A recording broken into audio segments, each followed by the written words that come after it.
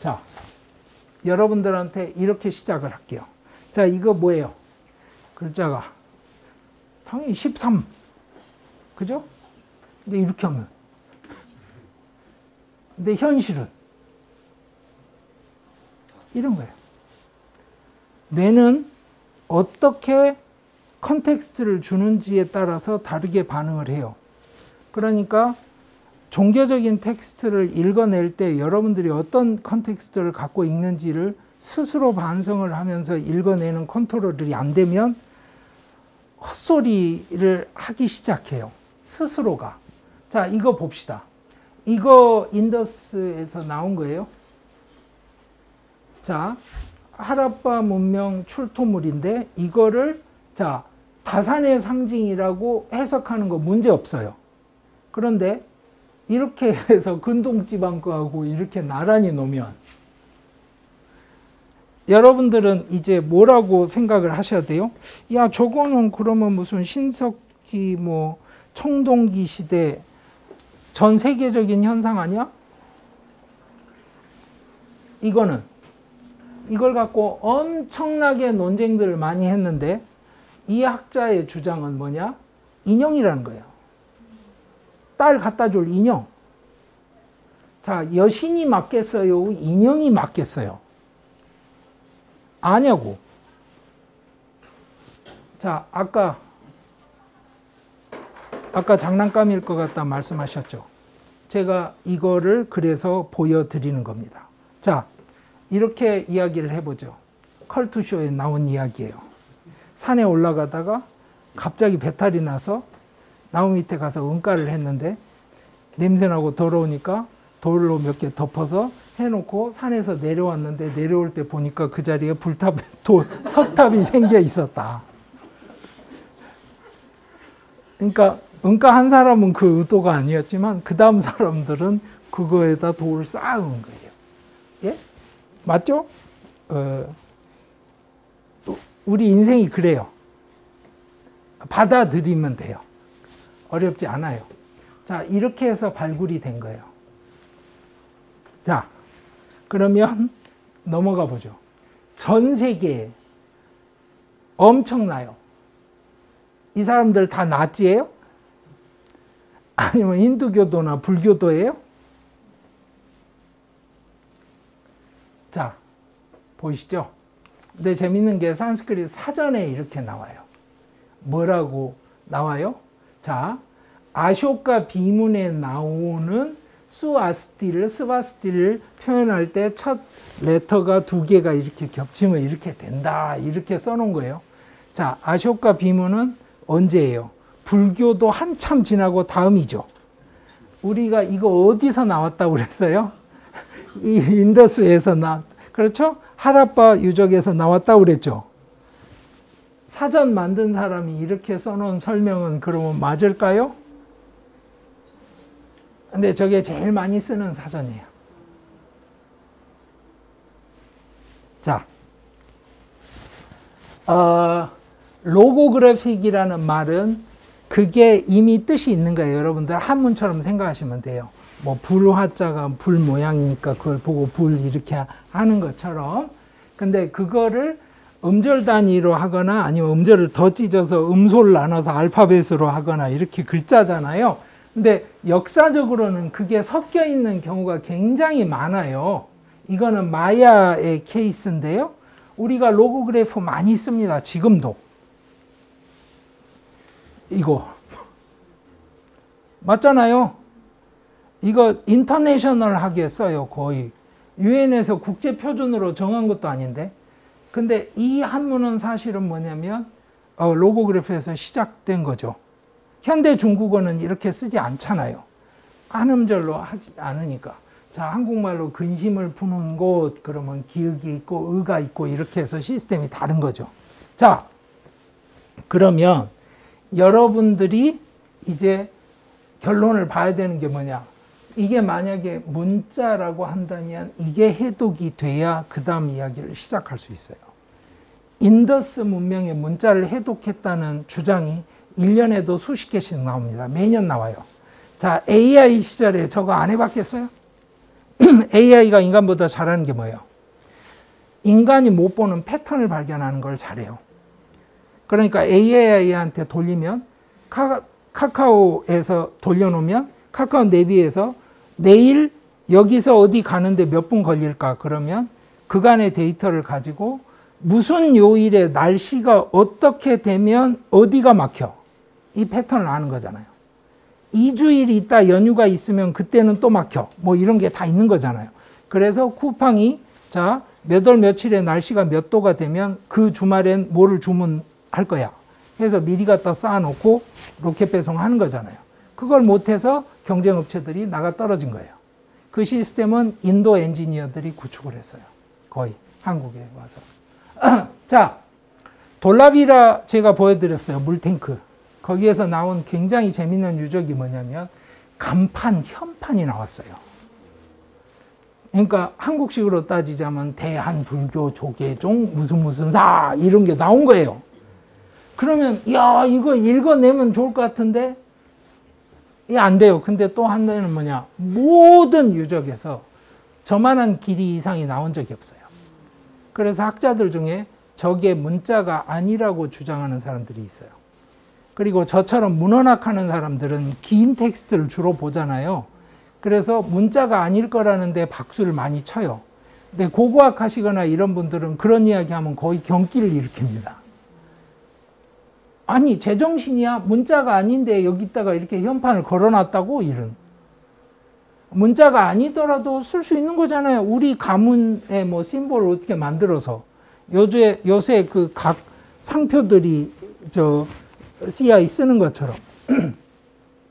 이 논쟁이 아직 끝나지 않고 있어서 결론이 안 납니다.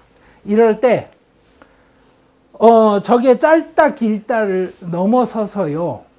뭐냐면 빈도수를 갖고 다시 체크를 해보고 언어인지 아닌지 좀 따져보자 이야기를 하면 그 로그 그래프로 가면요. 그 빈도수가 굉장히 높아요.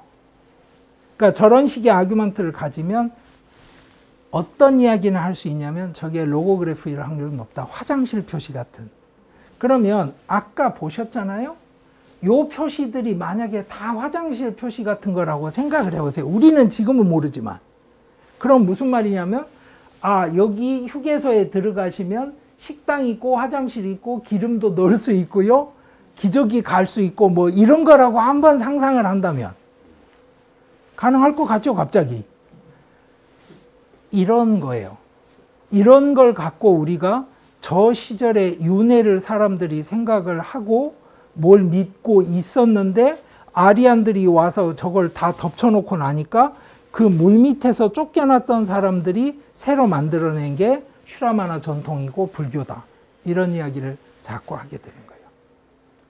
그 이야기는 여러분들이 모르는 만큼 그 사람들도 모르는 겁니다. 그러면 결국에 이제 자료 조사를 다 했을 때 누가 살았냐? 첫째, 이란 쪽에서 넘어온 밀농사를 짓기 시작하던 사람들의 비중이 상당히 커요. 자, 밀농사 지역. 인도 남쪽은 뭐예요? 조농사를 지었어요. 그리고 꼴까따나 이쪽 동쪽이 있고 그 비 많이 오는 지역은 벼농사를 지었고요. 그러니까 잘 생각해 보세요. 농사를 짓는 작물이 다르면 사람이 달라요. 맞죠?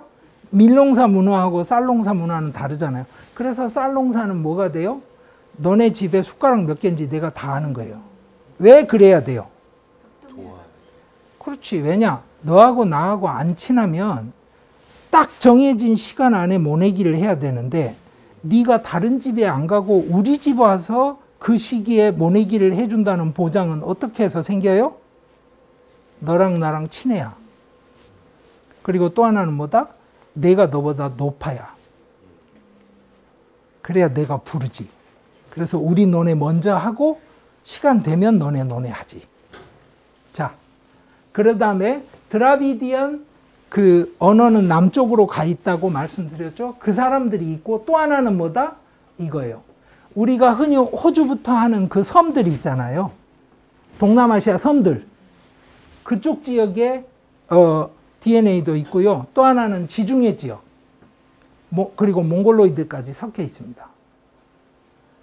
엄청나게 많은 사람들이 이주를 해가면서 그 시절부터 다문화를 만들고 있었던 거예요. 그러니까 인도가 한 가지 사람들이 모여서 한 가지 문화를 만들었고 그게 이렇게 저렇게 됐다 이렇게 하는 이야기부터가 잘못된 거예요. 그러니까 인도 사람들은 이래 이런 말 자체가 좀 우스울 수 있어요. 근데 몰라요. 왜 몰라요? 제가 말씀드렸잖아요. 우리가 아직 인더스 문명의 글자를 못 읽어요. 그래서 제가 아까 경고를 드렸습니다만 제가 능력이 안 돼서 시간 안에는 못할 거라고 말씀드린 네 번째 부분이 남습니다. 저 이야기는 아리안이 들어온 다음부터 이야기가 시작이 돼야 돼요. 그래서 실제로 인도에서 카스트가 뭔지, 왜 붓다는 저기에 개입을 아예 안 하고자 했는지, 그리고 저걸 개입을 하겠다고 나서면 그게 사실은 제정신이 아닌 거예요. 간단하게 말씀드릴게요. 자, 이분이 치과 의사고 이분이 국민학교 선생님이에요. 근데 이 사람은 돈을 많이 받는단 말이야. 그럼 제가 이렇게 말해요. 교주가 됐는데. 야, 그거 차별이야. 너 내일부터 치과 가서 이빨 고치고 너 내일부터 가서 수업해. 그럼 민주주의 돼요? 이빨이 망가져요, 그냥. 그리고 애들이 난리가 나요. 이해돼요? 분화된 직업 체계가 시족하고 같이 얽혀 있는 세상에서 야, 그런 거 하지 마 이런 이야기를 한다는 것 자체가 말이 안 되는 거예요. 그런 걸 만들어내요, 우리는. 붓다가 뭐 그렇다는 동. 근데 그걸 왜 할까요, 우리가? 그런 사람이 있었으면 좋을 것 같아서. 우리 생각에 그렇잖아요. 특히 일본 사람들 생각에 그 영향이 있습니다. 다음번에 말씀을 드릴게요. 제가 시간 너무 많이 잡아먹어서 죄송하고 혹시라도 질문할 시간이 있으면 예. 아니 사회자께서 정해 주시면 되니까. 제가 처음에 시작할 때 사회를 봐야 되는데 강성현 선생님 너무 재밌게 이야기하셔가지고 빠져서 듣다 보니까 조금 궁금한 게 듣다가 생겼는데요. 아까 인더스 문명 자체가 말하자면 여러 가지 인종과 문화 융합무라고 말씀을 하셨는데 사실은 그렇게는 저희가 소위 말하는 아리안족이라고 하는 아리안 문명조차도 이미 그 인더스 문명 중에 원 오브 댐 중에 하나였을 가능성은 없을까요? 있죠. 그래서 사실은 뭐냐면 이주의 과정이 아주 오래 걸렸고 적은 수가 왔다. 그것까지만 아마 제가 책에 썼을 거예요. 정확한 기억은 없는데 그 뜻이 뭐냐면 제가 보여드렸죠. 산 사이로 좁은 길로 와야 되는데 그래서 DNA 분석을 해보면요. 이주해 온 사람들이 대부분 남자입니다. 그 먼 길을 여자가 따라 나설 일이 없는 거예요. 둘째, 고대 사회에서요. 어딘가 새로 도전을 하고 개척을 하러 가는 사람은 뭐냐? 대부분 차남들입니다. 상속을 못 받아요. 바이킹이 왜 무서워요? 강을 타고 노를 저어서 오는데요. 이 바이킹이 얼마나 무시무시하냐면 워낙 추운 데서 척박한 데서 사니까 어차피 자기 목숨 내놓고 오는 거예요. 그러니까 강을 타고 올라오잖아요. 그럼 강변에 딱 내리면 그 배를 짊어지고 가요. 그래서 다음 마을에 가서 다 죽이고 가축 뺏고 여자들 줄줄이 묶어가지고 그 다음 마을로 또 가요. 전쟁이 안 돼요. 근데 그거 하고 싶겠어요, 그 사람들은? 그러니까 그 사람들이 그걸 해야만 뭘 해요? 고향에 돌아가서 결혼할 여자가 생기고 시드머니가 생기는 거예요. 시드머니가 생겨야 자본 축적을 해서 부자가 되죠. 형은 상속을 받지만 셋째, 넷째 아들은 상속을 못 받을 거 아니에요. 각박한 환경일수록요, 상속이 집중이 됩니다, 대부분. 그리고 심지어는 북의 상속을 못 해요. 티벳 같은 데 생각해 보세요. 고도 막 2천, 3천에 사는데 밭 하나도 없거든요, 사실은. 겨울이 너무 길고. 그럼 그 땅을 상속한다고 갈라버리면 안 돼요. 가르지 않을 제일 좋은 방법은 뭔지 아세요? 모기에 상속을 하는 거예요. 엄마가 상속을 해버리면 아빠에 따라 가르고 말 게 없는 거예요. 왜? 그 엄마한테 태어난 애들은 누가 태어났는지 논란이 없어요. 그냥 쭉. 그리고 그 엄마는 한 명이니까, 생물학적으로 개체가 한 명이니까. 나머지는 전부 그 상속 라인에 빌붙어 살면 돼요. 모기의 상속. 이해되시죠? 이 문화가 있는 거예요. 그러니까 그 사람들이 그러면 초창기에는 안 왔을까? 왔어요. 그래서 책에 보시면 무슨 이야기가 나오냐면 유럽으로 간 인도 아리안들은 나중에 왔으니까 굉장히 핍박을 받고 천대받잖아요. 근데 인도로 먼저 온 사람들은 어떻게 됐을까요? 잘 생각해 보세요. 자리를 잡았죠. 그래서 붓다는 인도 아리안들이 본격적으로 들어오기 전부터 동부 지역에 살던 인도 아리안의 후손이에요. 그래서 붓다가 썼던 언어가 자기 엄마를 마따라고 부른 게 아니고 마야라고 불렀어요. 그 지역 사투리예요. 모음 사이에 T가 들어가면 Y가 돼요. 그래서 마야라고 불렀어요. 마야는 뭐다? 마따, 마더, 엄마예요.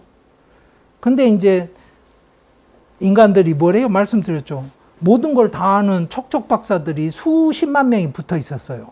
마야란 환상이란 뜻인데 붓다의 어머니는 워낙 환상적으로 미인이셨기 때문에 이름이 마야니라 이렇게. 왜냐? 걔는요 서울 사람이라 거시기 그럼 못 알아듣는 거예요.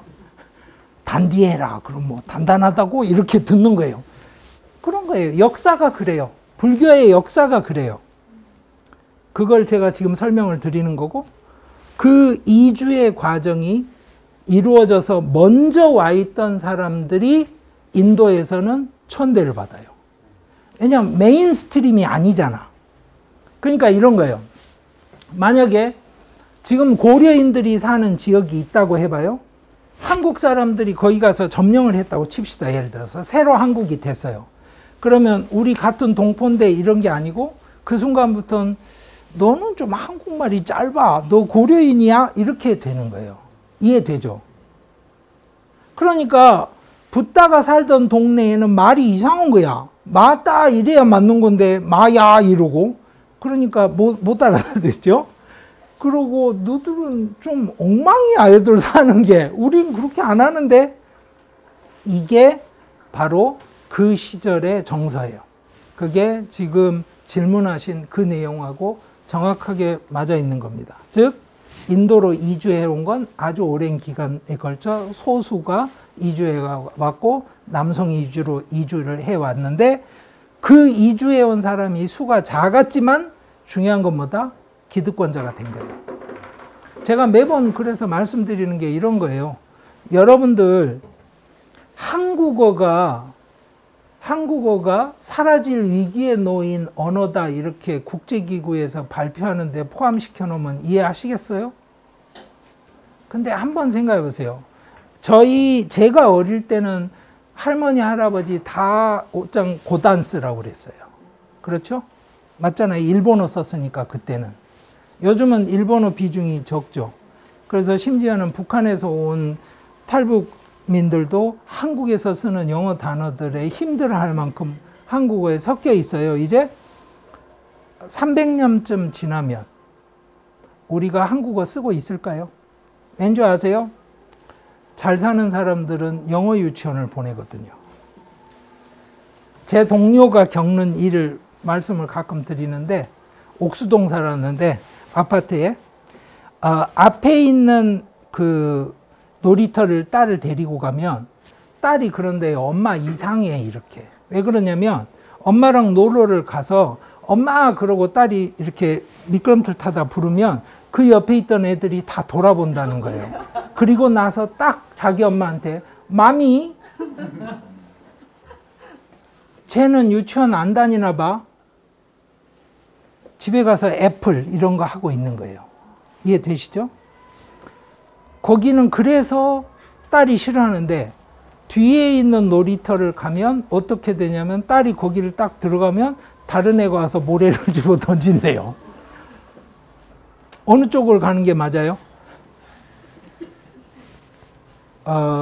이게 굉장히 중요해요. 앞으로 불교를 이해하는 데 핵심 중에 하나입니다. 뭐다? 아리안들이 무력으로 제압을 한 게 아니라 선진 문화로 상정이 되는 순간에 다 따라해요. 그러니까 때깔나게 사는 사람은 이렇게 하는 거야 라는 코드가 만들어지면 모두가 따라서 해요. 아니 제가 여쭤보는 게 그런 거예요. 300만 원짜리 가방을 사면 짐이 5배로 들어가요? 근데 왜 사요? 근데 그걸 왜 사게 됐을까요? 소위 말해서 때깔나게 사는 사람들이 그걸 사니까. 그거예요. 그 힘이 무서운 거예요. 그 힘이 인도 전체를 바꾼 거예요. 그걸 산스크리타이제이션이라고 하고, 그 산스크리타이제이션의 전통이 지금까지도 관철이 돼요. 그래서 옛날에 브라흐만들만 채식을 했었어요. 일부. 근데 요즘은 인도 사람들한테 저 채식하세요 이렇게 물어보면 기분 나빠하는 맥락이 있어요. 네가 나를 뭘로 보고, 나야 삼겹살 먹지만 그래도 네가 나를 그렇게 물어보면 안 되지. 그게 마치 뭐하고 똑같냐면 제가 이렇게 물어보는 거예요. 강남 사세요? 이렇게. 그러면 속으로 어떻게 듣냐면 내가 강남에 살든 말든 상관이 없는데 기분이 나쁜 거야. 나한테 그렇게 물어본다는 뜻은 내가 그렇게 안 보인다는 뜻이야. 이렇게 되는. 저는 강남에 안 살아요. 제가 말씀드리지만 전라도는 다 강남이에요. 한강 이남이니까. 그렇습니다. 그래서 여러분들이 그 어떤 패턴을 따라가는 힘, 지배적인 문화의 힘이 얼마나 무서운지를 생각을 하셔야 돼요. 그 무서운 걸 만들어낸 게 인도 아리안의 전통이고, 그 전통이 베다 종교 전통이에요. 그 전통을 베다 전통 안에 있는, 근데 약간 아웃사이더, 왜냐하면 정착민이니까. 그 베다 전통에서 오랑캐 취급을 하기는 힘든데 뭔가 제대로 인정 못 받는 그 그룹에 있던 사람이 그걸 뒤집은 거예요. 그게 불교예요. 그 문화 코드를 이해하셔야 돼요. 그러면 사실은 내가 진짜 아리아니아 하는 사람들한테 붙다는 어떻게 돼요? 쟤는 아니지. 저거 한국 사람이 아니에요. 뭐 이런 게 되는 거예요. 그 코드가 생겨나는 이유가 그 스토리하고 관계가 있습니다. 혹시 또 질문 있으면 하시죠. 편하게. 말씀드렸죠. 겁내지 말고 질문하시면 돼요. 이소룡 이야기도 괜찮아요. 그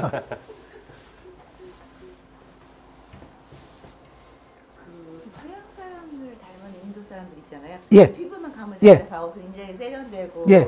예. 그런 사람들이 한국 사람을 봤을 때 되게 거만하더라고요. 그게 바로 어떤 거냐면요. 이란 계통에서 온 아리안의 진짜 후손일 확률이 높습니다. 그러면 그 사람들은 종례혼을 하잖아요. 카스트 안에서 결혼을 하니까 어떻게 되냐면 유지가 돼요. 피부색이 아예 다릅니다. 그리고 골격도 달라요. 여러분들 인도 영화 보시면 거의 백인처럼 나와요. 여배우들이. 그 피부 색깔 그 진한 사람 여배우 보기가 힘들어요. 근데 그게 화장빨이 아니고 실제로 그런 인물들을 뽑아서 시켜요. 그래서 그래요. 근데 그게 바로 아까 인더스 시절부터 이란계에서 넘어온 사람들 비중이 많았다. 그 사람들하고 연관이 있는 겁니다. 그러니까 실제로 뭄바이 같은 데 가면 이제 따즈 호텔이라고 그래서 저 역사적으로 유명한 그 호텔이 있어요. 타타 그룹에서 지은 식민 시절에 인도 최고의 호텔로 지은. 그래서 대부분의 경우는 거기 커피숍에 가서 커피만 마시고 오죠. 왜냐면 1박이 너무 비싸. 그래서 가봤다 이렇게. 저는 가보진 않고 그 뒷골목에 가서 뭘 사갖고 온 적은 있는데 그런 곳에 가시면 진짜로 그런 사람들을 보게 됩니다. 그게 기득권층이에요. 인도의 옛날부터. 가까운에 어떤 서양식 카페테리아. 예. 야, 완전 무슨 불란서에 와 있는 줄 알았어요. 분위기가 다르죠. 네. 예, 맞아요. 저 불란서는 안 가봤어요. 지금. 예. 근데 그렇습니다. 그게 그래서 그 사람들 입장에서 거기에 만약에 동양 사람처럼 생긴 인도 사람이 껴있다고 생각해 보세요. 그거는 그냥 기분 나쁜 반응을 그냥 내놓고 해요. 그게 그래서 동북 칠성에 가면요, 델리 사람들보다 한국 사람을 더 환영합니다. 인도 사람들에 대한 반감이 엄청나게 커요. 거기는 또 그게 현실입니다. 그러니까 예. 저희 그 불교가 굉장히 번성을 하다가 요새는 예. 거의 명맥이 끊겼잖아요. 인도에서 그게 이게 이런 그 맥락하고도 연관이 돼 있나요? 예. 그러니까 무슨 이야기냐면 여기 도시에 살던 사람들이 아리안의 침공 때문에 망한 게 아니고 아까 돌라비라 보셨죠? 물탱크.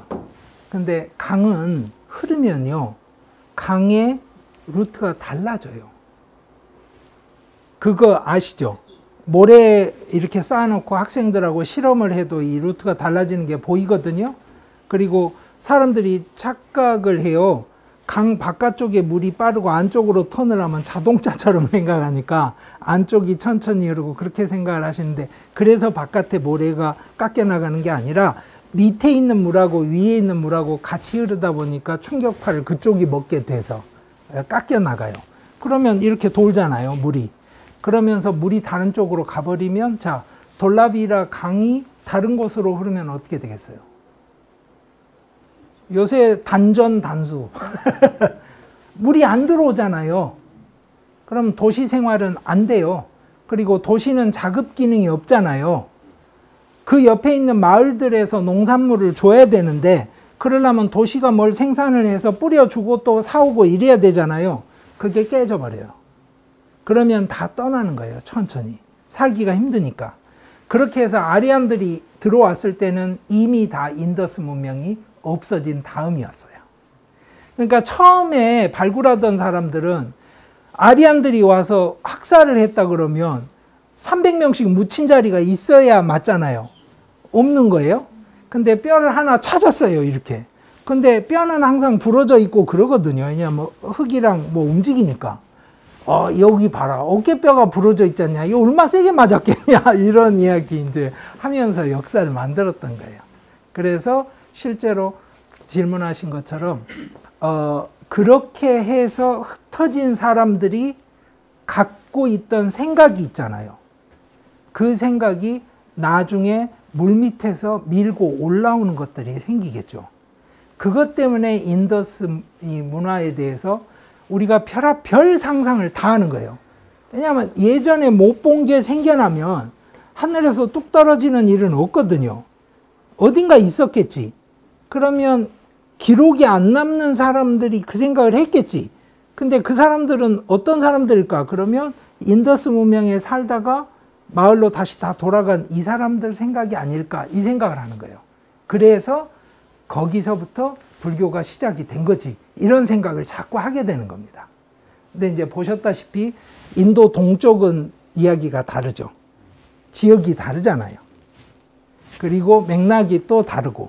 그런데도 자꾸 이 이야기를 불교의 시작점에서 하게 되는 이유가, 불교가 하는 이야기는 기존에 있었던 이야기랑 다르니까 여기 없으면 다른 데 있을 거라는 전제하에 자꾸 이야기를 하는 거예요.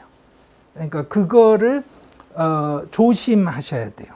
그리고 겸손하게 전문가들의 말을 듣기는 해야 되지만, 또 하나는 전문가라고 해서 다 맞는 게 아니니까 눈으로 직접 보시는 걸 보고 확인하세요. 그러시면 재미있는 게 많죠. 예, 또 뭐 질문 있으세요? 저 질문 하나. 예. 지금 선생님께서 설명하실 때 문명권하고 에스닉 그룹을 약간 동일시해서 설명하는. 예. 실제로 유목민족 같은 경우는 에스닉이 지나다니면서 계속 섞이지 않습니까? 예, 맞아요. 지금 보시면 인종하고 문명이 약간 일치되는가? 예, 맞아요. 그거는 조금 조심해야 될 대목이 있고요. 잘 안 돼요. 특히 문자가 안 남아있는, 그러니까 문자가 아니고 텍스트 기록이 안 남아있는 쪽은 어려운데, 아리안들은 좀 쉬운 편이에요. 그 사람들은 베다라는 텍스트 기록이 남아있으니까 무슨 생각을 했는지 추적을 할 수 있어서, 그 사람들은 사실 에트닉 그룹을 문명 단위로 이야기하기가 편한데, 원래 있던 이 집단들은 에트닉 그룹이 섞여 있다는 것까지 추적이 가능한데 무슨 생각을 했는지는 이게 안 되는 거예요. 그러니까 장난감인지 여신인지부터 구별이 안 되니까 뭐라고 말을 하기가 너무 어렵잖아요. 그래서 그래요. 제가 아마 좀 섞어서 이야기를 하게 됐으면 그럴 것 같고요. 실제로 같게 동치하거나 섞을 수 있는 건 아니에요. 그런데 확실한 건 뭐냐면 신석기 시대 이후로 농업을 시작을 하게 돼서 기후에 맞는 작물을 선택을 하게 되면 그게 문화의 성격을 지배합니다. 쌀, 밀농사. 많이 그런 이야기는 들어보셨잖아요. 밀농사 문화권이 어떻고, 근데 조농사는 또 그 나름대로 특성이 있고, 그러면 이제 쌀, 그럼 그 다음 나오는 이야기가 뭐냐면, 쌀 중국에서 온 거예요. 당연히 묻게 되죠. 왜냐하면 중국 사람들은 쌀의 그 출발점이 원래 중국이라고 주장하니까. 서울대 저 고고미술사학과의 베이츠라는 영국 여자분이 교수로 계신데요. 고생물학 전공하시는 분이세요. 그분이 주로 연구하시는 게 그런 겁니다. 그래서 그분 연구해서 데이터 뽑아놓은 거 보면 인도 쌀은 인도 토종이었던 것 같아요. 그래서 뭐 그런 것까지 뭐 학자들이 논문을 주고받고 뭐 그 나와 있는 걸 갖고 연구를 하고 하는 아규먼트를 다 따지자면 그거는 뭐 그거 전공해야죠 뭐. 근데 저야 그 분야 전공자들의 의견을 받아들이는 겁니다. 근데 그것도 있어요. 히말라야 쪽에 통해서 중국이 직접 뭔가를 교류를 하는 게 아예 없었냐 이렇게 물으면 의심이 있어요. 인도에 종이라는 단어가 두 가지가 있어요. 하나는 한문에서 종이 지자에서 나온 단어인 걸로 보이고요. 하나는 아랍어 계통에서 나온 거예요. 그러니까 하나는 바로 중국하고 그 중동 세력이 전쟁했을 때 그때부터 전해진 그 페이퍼 만드는 노하우가 아마 서북부에서 들어온 것 같은데, 다른 한 표현은 히말라야를 통했든 아니면 뭐 지금의 버마 지역을 통했던 간에 중국 한자 문화권에서 들어온 것 같아요. 이런 것들을 보면 뭐 아예 이쪽은 막혀 있었고 서북 쪽만 열려 있었다 이 이야기를 하기는 좀 힘들어요. 근데 그것까지 다 따져서 이야기를 하자면 앞뒤를 밝히기는 불가능하겠죠. 그렇습니다. 너무 복잡한 예, 좀 약간 이제 조금 혼란 상황을 막기 위해서 예. 질문드리는 건데요. 어찌 보면 이제 강쌤은 말씀하신 거는 19세기 중반 이후 유로피안들이 불교의 기원과 불교의 역사를 재구성하는 과정에서 많이 있었던 어떤 문제들이 이제 최근에 어떤 물질 문명에 대한 물질 문화에 대한 새로운 어떤 연구에 의해서 이게 뒤집히는 또 반박되는 이런 걸 주로 이제 말씀하셨던 것 같아요. 저 고분하고 지금 우리가 한국 불교인들이 원효가 동아시아에서 규기가 또 흡에서 쫑갑하다, 그러니까 쭉 하나의 물질 문화로서가 아니라 정신 문화로서의 어떤 흘러왔던 어떤 불교의 역사를 뒤집어 봐야 된다는 얘기와는 조금 구별이 될 것 같은데. 예. 그러니까 선생님 계속 이제 여러분들이 알고 있는 불교는 잘못된 거다, 이렇게 잘못된 것들이 참 구성된 거다, 이렇게 했을 때 좀 구분을 해야 되지 않느냐. 예. 그거는 맞습니다. 근데 저는 하나도 근대 불교학도 몰랐고 또 지금 우리가 이야기한 몰랐기 때문에, 그렇다면 원효가 보고 있는 불교라고 하는 것은 전적으로 우리가 지금 다시 봐야 되는 건가, 그런 거를 말씀하신 것은 아닌 거거든요. 예. 제가 그러니까 예. 맞습니다. 선생님 말씀하신 게 맞고요. 여러분들이 원효를 이해를 하려고 그러면 원효가 알던 불교를 이해를 해야 되는 거지, 저렇게 불교를 추적하는 학자들의 현재 작업이 어디까지 와 있다, 이건 맥락이 맞는 게 아니에요. 근데 굉장히 재밌는 것들이 있습니다. 뭐가 있냐면요, 중국으로 현장이 유학을 갔다 왔잖아요. 그러고 나서 현장이 사실은 논리학 공부를 많이 하고 싶었어요.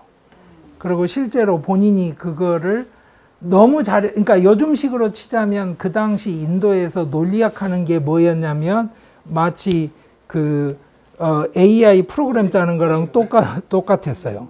내가 거기서 짱 먹다 왔어, 이런 사기를 엄청나게 칩니다. 자기가 판정리를 다 했다는 둥, 뭐 내가 가면 애들이 다 쓰러졌다는 둥, 뭐 이런 이야기 맨날 해요. 오케이. 근데 그게 필요해서 한 것도 있고 아닌 것도 있어요. 필요했던 건 뭐냐면 번역하는데 돈이 많이 드니까. 책이라는 게 비싸잖아요. 그걸 여러 인력이 붙어서 번역을 해야 되는데 누군가 돈을 줘야 되니까 그 이야기를 해서 장사를 해야 이제 펀딩이 들어오니까. 그런데 재밌는 거는 현장부터 시작해서 중국에서 그거를 배웠던 사람들이 갖고 있는 그 노하우가 있잖아요. 인도에 가서 수입해온. 그걸 배우기 위해서 목숨 걸고 다 중국까지 또 가서 공부하고 했단 말이에요. 중국 지나서 인도까지 갔던 이제 신라 스님들도 계시고. 근데 재밌는 거는 뭐냐면 그 모든 동북아시아 사람들이 다 반대로 거꾸로 이해하고 있던 걸 원효 한 명만 다시 뒤집어서 이게 맞다라고 주장을 한 논리학 부분이 있습니다. 원효는 산스크릿을 정확하게 배운 적이 없어요.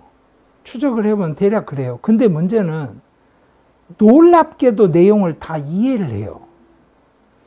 그래서 뭔지 저도 잘 모르겠어요. 그거 전공하시는 분들한테 물어봐도 원효가 누구한테 뭘 배웠는지는 잘 추적이 안 돼요.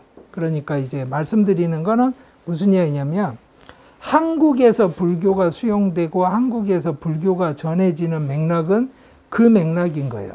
그러니까 제가 이제 아까 말씀드렸던 인더스, 그러니까 하라파 문명에 대한 유적을 우리가 이렇게 읽어낸다라는 이야기 중에 이거 믿을 게 아무것도 없다라는 이야기를 말씀을 드린 거는 뭐냐면 우리는 하라파 문명에 대해서 우리식으로 이야기를 만들고 있다는 이야기예요.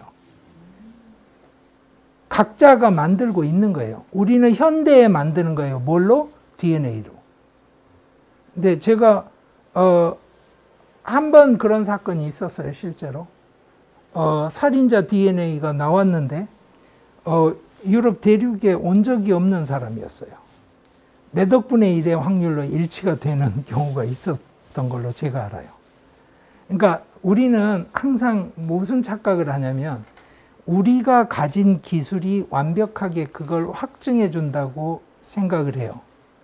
근데 다음번에 기술이 또 바뀌면 그리고 새로운 유적이 또 나오면 이야기는 또 바뀔 거예요. 그러니까 제가 말씀드리는 거는 무슨 이야기냐면 지금도 이렇게 이야기를 만들고 있고 각자가 이야기를 만드는 와중에 만들어진 어떤 그림을 우리가 붓다에 대해서 그리고 있다. 그 그림을 제가 아는 한 이게 최선이다라고 하는 그림을 지금 현재 여러분들 책에 제시를 해 드린 거예요. 그러니까 그것의 한계를 이야기하는 것일 수도 있는 거예요. 그거는 그렇게 이해를 해 주시고 동북아시아 전통에서 불교를 받아들이는 거는 이야기가 다릅니다. 그러니까 그거는 출발점에서부터 이야기가 다른 거예요. 그러니까 어떤 거냐면요. 영국에서 셰익스피어가 어떤지에 대한 이야기와 한국에서 셰익스피어를 어떻게 수용했는지 이야기는 아예 다른 이야기예요. 그러니까 마키아벨리가 실제 유럽에서 그 당시에 어땠는지 이야기와 마키아벨리가 한국에서 어떻게 수용되는지는 다른 거고요. 거기에 대한 의식은 갖고 있어야 되는데 제가 동북아시아 이야기는 되도록이면 언급을 잘 안 해요. 왜 언급을 안 하냐면 제가 그거를 언급할 만한 능력이 되지 않아요. 그 데이터를 다 체크를 해야 됩니다. 왜 그런 이야기가 만들어졌고 그쪽에서 그런지에 대한 이야기는. 근데 저는 그런 데이터를 다 체크를 하지는 않아요. 그러다 보니까. 그리고 또 하나 그쪽의 데이터를 체크를 하는 거는 일이 굉장히 복잡한데요. 이유가 뭐냐면 이미 붓다가 살아있을 때도 그랬을 거예요. 붓다가 이쪽 동네에 있다 저쪽 동네로 가면 붓다가 이렇게 말을 했다더라라는 소문이 있는데 그 소문이 사실인지 아닌지 어떻게 알아요? 그렇습니다. 그리고 또 하나 그러다가 붓다가 죽었단 말이에요. 이제 없어요. 이 순간에는 이제 일이 훨씬 더 심각하죠. 그렇죠?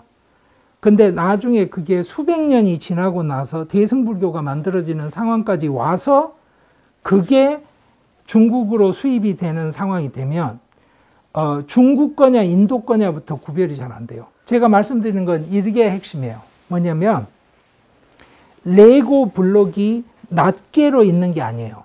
지금 제가 레고 블록을 한 무더기 만들었어요. 그래가지고 한 4무더기를 만들었는데 이 4무더기를 위아래로 끼워서 빌딩 모양을 하나 만들었어요. 자, 그런데 이 4무더기는 누가 만들었냐면 제가 만들었어요. 근데 이 4무더기를 갖다가 순서를 만들어서 빌딩 모양을 만든 건 조 선생님이 하신 거예요? 그러면 그 빌딩 모양 만든 사람은 누구예요? 제가 한 거예요? 아니면 조 선생님이 하신 거예요? 구별이 안 돼요.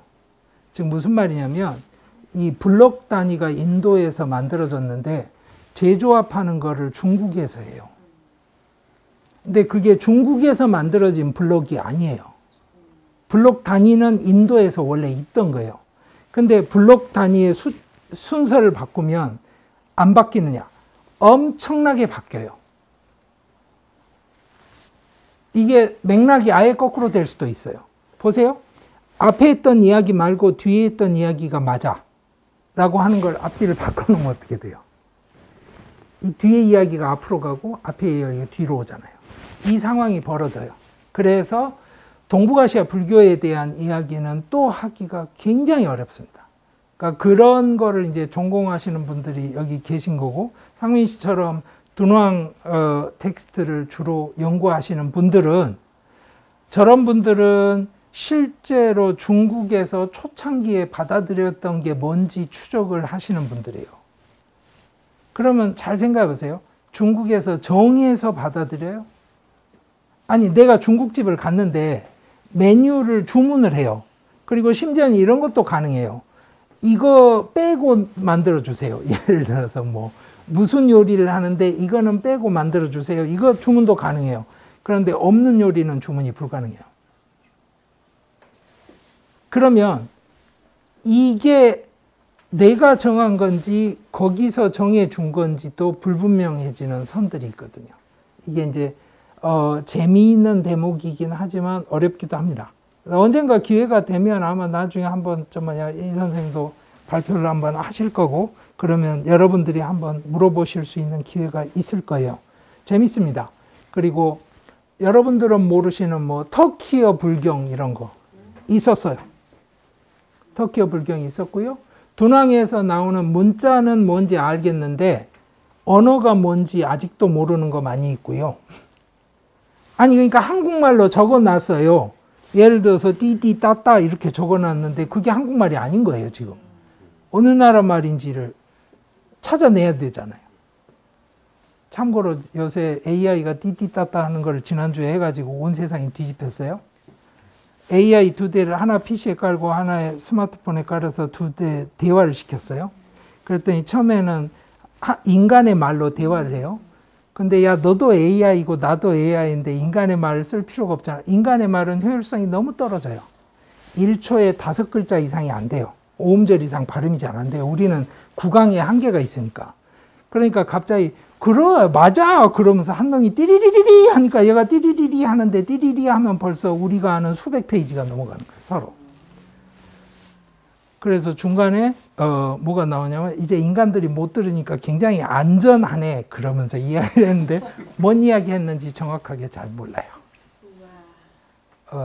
지금 그렇게 됐습니다. 그게 지난주인가? 지난주에 오픈이 됐어요. 만만하지 않습니다. 그러면 그 시절이 되면 불교학이 어떻게 바뀔지, 불교라는 종교가 어떻게 바뀔지 더 재미있는 대목인데 그건 잘 모르겠고요. 그래서 그 언어에 관한 이야기는 이제 인간의 언어를 넘어선 뭐 돌고래 언어 이런 것까지도 다 좋았는데 이제 AI들끼리 쓰는 언어까지 등장을 했어요. 근데 저는 그 생각도 해봐요. 이 둘이 AI가 쓰는 언어가 다른 AI도 알아듣는 언어인지 둘이만 그때 즉석에서 만든 언어인지 모르겠어요. 근데 그 사람들도 AI 하는 사람들 물어보면 자기들도 모른대요. 그게 제일 큰. 그러니까 아니 바둑을 왜 그렇게 두는지 모르잖아요. 옛날에는 우리가 프로그램을 짜줬으니까 이렇게 프로그램 했으니까 이렇게 두는 거야 이러는데 그 AI 만든 사람도 제가 바둑을 왜 그렇게 두는지 모르잖아요. 근데 잘 하잖아요. 그냥 그런 거죠. 이런 상황에 우리가 살고 있습니다. 그래서 질문에 연속이긴 한데 한국에서 하는 질문은 우리 삶 안에서 남아 있는 거고요. 그 상황에서 제가 그냥 여러분들하고 공유를 하고 싶은 건 딱 이거예요. 윤리학적으로 다루는 담론의 주체가 여러 가지가 있는데 싱어 같은 사람들 최근에 했던 주체는 어떤 거냐면 고통을 느끼는 단위면 주체다. 그러니까 저 개가 고통을 느낄 수 있으면 저 개 나쁘게 하면 안 되고, 그러니까 예를 들어서 개를 한 마리 끓는 물에 넣어서 잡아먹는데 얘가 뜨거워서 고통을 느끼는 거면 그렇게 잡으면 안 된다. 그 전에 죽이고 삶아 먹어라. 이럴 수 있잖아요. 근데 고통을 느끼는 단위는 우리의 바디고 인간의 단위거든요. 이게 확장이 될 수는 있어요. 여기다 칩을 심을 수도 있고 뭐 어쩌지만. 그리고 또 하나는 우리는 아주 원더풀한 시스템입니다. 원자력 발전소 나오는 발전량의 절반을 잡아먹어야 AI가 굴러가는데 여러분은 밥 한 공기만 먹으면 AI보다 일을 더 잘하잖아요. 놀라운. 그리고 또 하나는 따지고 보면 어떤 거냐면 저는 온 디바이스 AI처럼 생각을 하는 거라고 봐요. 우리 개체는 네트워크에 들어가지 않아도 우리가 모든 판단을 합니다. 근데 이 개체가, 요 단위가 갖고 뭘 하냐면 고통을 느껴요. 그러니까 이 단위에서 해결을 해야 되는 거예요. 이 단위에서 해결하는 것에 어필이 제일 잘 되는 종교가 불교인 거예요. 왜? 붓다가 뭘 했어요? 사회적인 관계를 단절을 시키고 아주 개인적인 단위에서 해결하는 솔루션을 찾자고 주장을 한 거예요. 근데 전 세계적으로 그런 예가 없어요. 여러분들 잘 생각해 보세요. 그렇게 되는지. 기독교 전통이든 뭐든. 그리고 또 하나. 한 개인이 그러니까 관계 안에 인간이 환원이 돼요. 그러니까 2조 시대에 이 사람이 높은 사람이면 이 사람이 2조 판서면 2조 판서로서의 의견이 있는 거예요. 왕한테. 너 2조 판서, 너는 어떻게 판단해? 그리고 집에 가면 남편이니까 뭘 해야 되고 자식이 있고 손자가 있고 뭐 그럴 거란 말이에요. 그럼 할아버지고 그 역할을 해야 되니까 중요한 건 뭐냐면 그런 질문을 하지 않아요. 너는 만족하니? 너는 행복하니? 그런 헛소리를 묻지 않아요.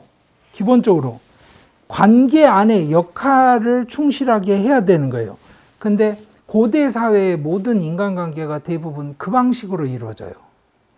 근데 이제 초월적인 관계를 만들 때는 그 관계망에 없는 절대자, 신하고 나하고 관계가 만들어내요. 근데 재밌는 건 뭐예요? 그것도 또 관계예요. 신하고 나하고 관계잖아요. 맞잖아요. 신한테 사기를 치면 안 되지. 내가 옆에 사람 돈 할 수는 있지만. 그런데 붓다는 그러니까 슈라마나 전통인데, 그래서 제가 슈라마나 전통이 굉장히 중요하다고 생각하는데, 그 관계를 다 끊고 신하고도 관계를 다 끊고 관계하고 아무 상관없이 너 혼자 딱 가 있을 때, 즉 와이파이도 끊고 블루투스도 끊고, 그렇죠? 4G, 5G 연결을 다 끊고 기계가 딱 켜졌을 때 AI가 되냐? 이 질문인 거예요. 그 답을 불교가 우리한테 전해줘요. 그래서 현대사회에서 불교가 중요하다고 저는 생각을 합니다. 그 세계관이 어쩌다 만들어졌냐 이렇게 물으면 이게 만만한 게 아니라니까요. 전 세계에 그런 세계관이 있어 본 예가 드물어요. 그러다 보니까 제가 이야기까지를 하게 됐고, 그 이야기 맥락 안에서 어쩌다가 그 사람들이 이런 생각을 하게 됐지 질문을 하니까 책들에서 온통 불교를 시작할 때 이 하라빠 이야기부터 시작을 하는 거예요. 지금 말씀드린 것처럼 그 맥락 안에서는 하라빠 이야기 조심하시라. 그러면 오늘 아마 메시지는 대충 된 것 같습니다. 네.